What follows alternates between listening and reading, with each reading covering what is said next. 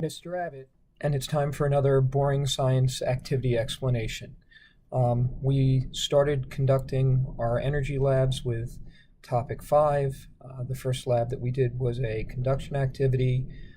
You had an instrument that looked similar to this. This is a diagram from the Regents. This instrument is called a calorimeter, and it's an instrument that's used to study or investigate heat transfer. You had a heat transfer bar, which was made out of aluminum. It's a solid. That's how the heat energy went from the hot cup to the cold cup. Now, the area that has a higher temperature is known as the heat source, and the heat source will always lose energy. Okay, the colder region that's going to gain energy is referred to as the heat sink. So you're looking, there's a difference in temperature, and as long as there's a difference in temperature between objects, you know that heat energy is going to flow by one of three methods: conduction, convection, or radiation. This activity is definitely conduction because you've got a solid metal bar, and the energy is going to be transferred by molecular collisions, where the molecules that are being heated by the hot water are going to vibrate, collide with each other, and from molecule to molecule, that energy will be passed from the hot cup to the cold cup. One of the important concepts of this is the difference between an open system and a closed system. If you're looking at this diagram, you see the initial temperature is 40 and 10. Okay, when we do the lab, when we've done the activity, you'll see that there is a much larger drop in temperature from the hot cup than the gain from the cold cup. Some of the energy gets transferred to other heat sinks. So because we have a non-insulated bar, and because energy is lost through the walls of the containers, through the thermometer, the heat that we see, the drop in temperature from the heat source, is going to be less than the rise in temperature from the heat sink. So this diagram and what we do in class is really an example of an open system. In an open system, some energy is exchanged with the environment. Now, because energy is exchanged in the environment, you don't see the same change in energy or the same change in temperature. So in this open system, the hot cup will lose more energy than the cold cup gains.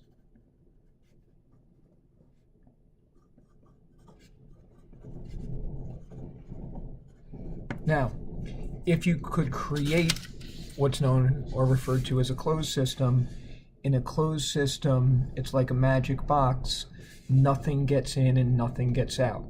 So the characteristics of a closed system, which never really happens, in a closed system, no energy is exchanged with the surroundings or the environment. So all the heat lost by the source would equal the heat gained by the sink.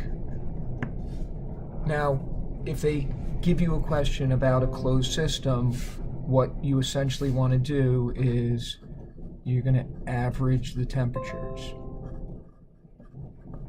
Okay, so with this one, assuming you have the same amount of water in both containers, you would take the 40 degrees Celsius and the 10 degrees Celsius.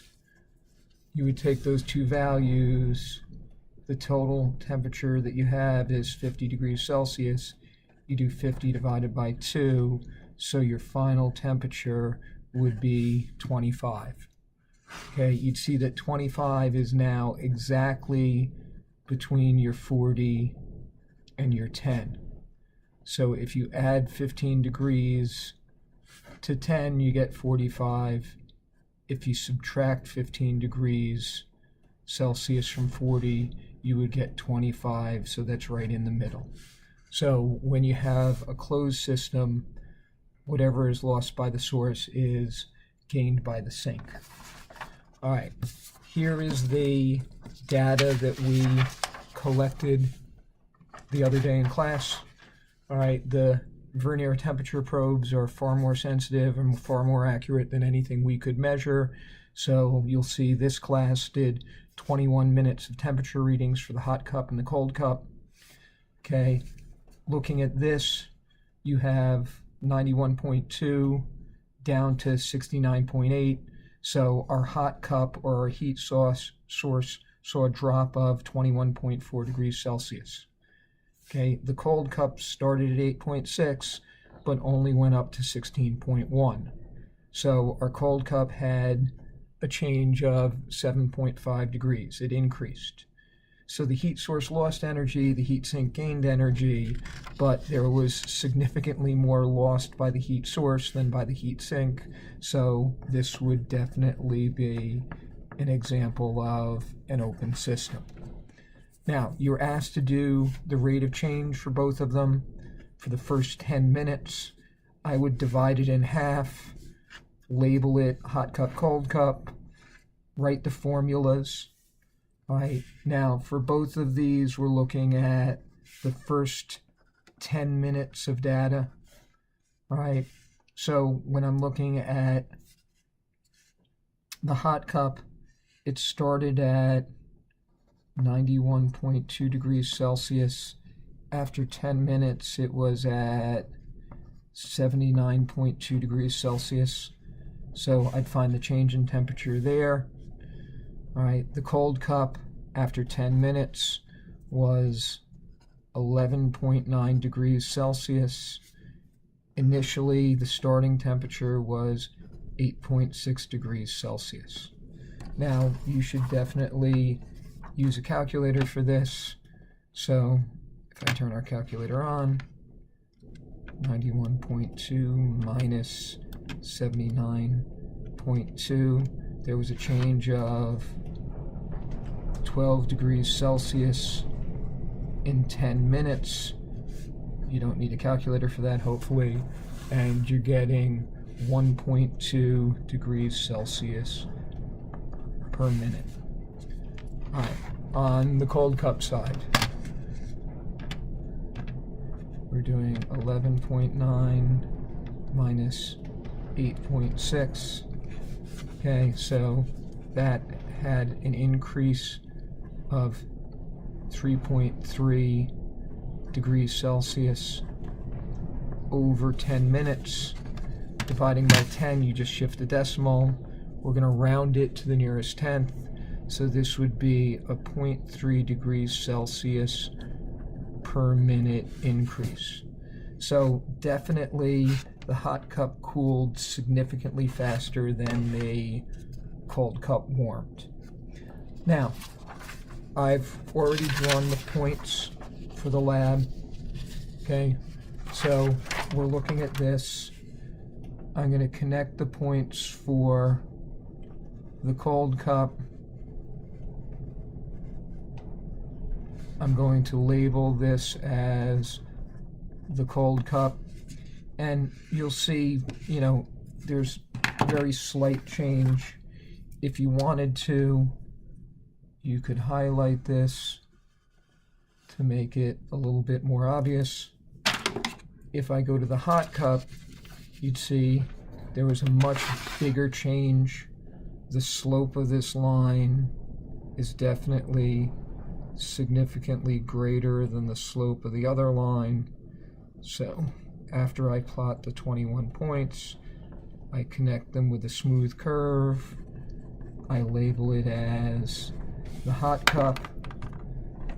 If you want to make it stand out a little bit, I could sit here and sketch the graph.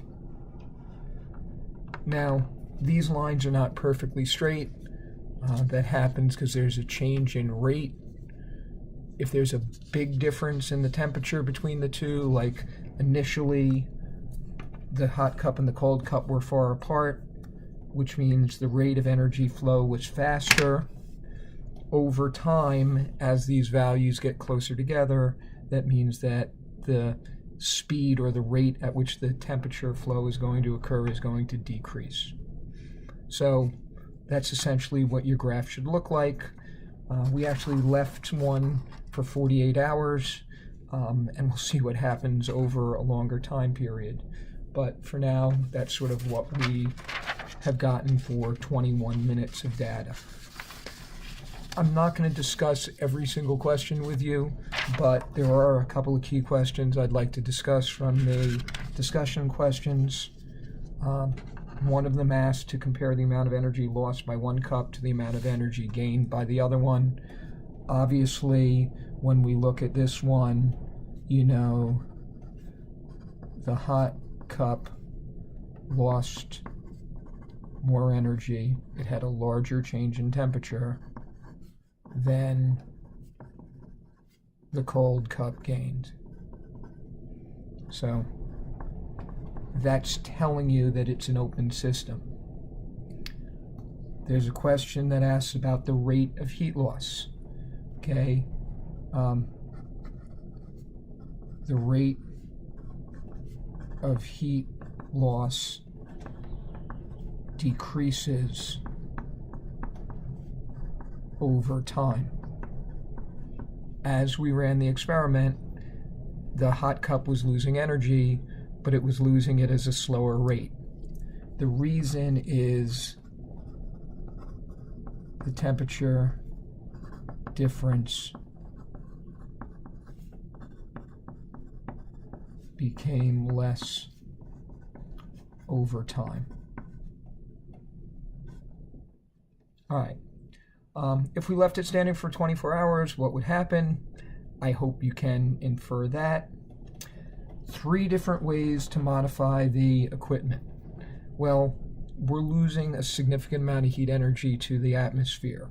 One thing you could try to do is insulate the system so less heat energy is lost to the environment.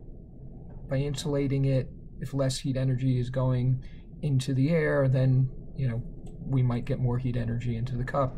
You could actually design an experiment in order to test that. You could change the material. Okay, we happen to use aluminum, but there are other metals besides aluminum to something like copper or gold that might be a better conductor. Realistically, if you reran the experiment and could find another material, you could see if that changes the results the way that you're hoping for. You could change the length of the bar. If you made the bar shorter, less of the bar would be in contact with the environment, and if less of it's in contact with the environment, you should have less energy lost to the surroundings, which means more would be able to go from the heat source to the heat sink. We've already discussed why the rate of change is different, because the rate depends on the difference in temperature. If this was a closed system, in a closed system that the amount of energy lost by the source equals the amount of energy gained by the sink. I hope this has been helpful and that this will assist you in getting through doing this activity. Take care.